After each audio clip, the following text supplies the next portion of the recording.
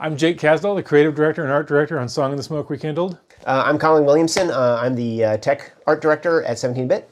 And this is our volatile and yet genius sound designer, Ali, who's bravely volunteered to get into the jungle and show you guys all the cool new tricks that we have pulled together for this amazing remastered version of Song in the Smoke.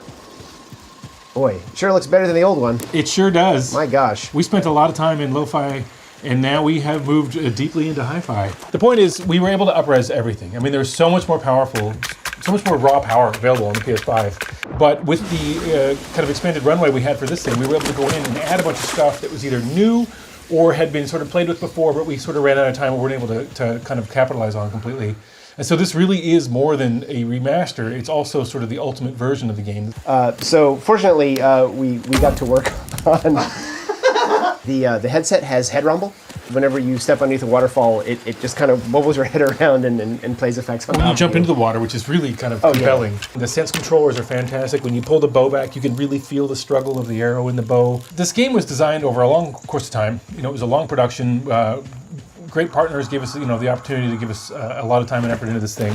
We're making our first survival game. We designed a bunch of survival systems sort of built in tandem that are robust and really fun, but when they're all turned on and they're all kind of cranked up, it's too much for new players. So we decided to add a kind of a specialist mode, kind of an expert mode, which we kind of jokingly in-house call a Jake mode, because I'm always playing the game and I always want to be challenged by it. It was kind of stashed in as a patch for the previous versions of the game, but now it's a lot more front and center. But I want people to play it because anybody who has played the game before, especially if you beat it and you want more, this new mode is incredible. And with the new free movement stuff that we've added, now you can free jump. It basically becomes a full-blown first-person action game.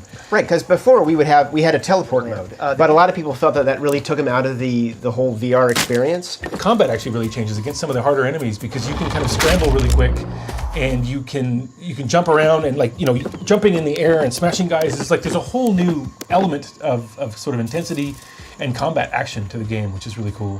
One of the coolest new features we'd like to show you is the eye tracking for the jumping. Before you would use your hand and you would have to point at everything, but now with the power of the PlayStation 5 eye tracking, you can actually, pinpoint exactly where you want to move to. And we do have fall damage. It's pretty gentle. We didn't want people to be too, hemmed in by that. He's not going to make it, folks. Now he's going to starve to death. It's not a good shot on the run, bro. What are you doing? You're higher on the food chain. We did redo all the cutscenes in terms of lighting and adding a bunch more interesting effects. So. Well, these are sort of visions that you get once you've sort of satisfied the level of requirements for each mission that kind of give you clues on how to hunt the boss. It's phenomenal. It's so cool, and we're so proud and so happy that this thing gets to go out with this Ultimate Edition and be a launch title on PS VR2. We want to thank Sony for all their support. And if you're a superstar who bought the original PlayStation VR version on the PS4 and you're lucky enough to get a PS VR2, please download your free upgrade and give it a shot again. Enjoy it. Get wet. Get deep. Get cold. Have fun. We'll see you guys on PS VR2. See ya.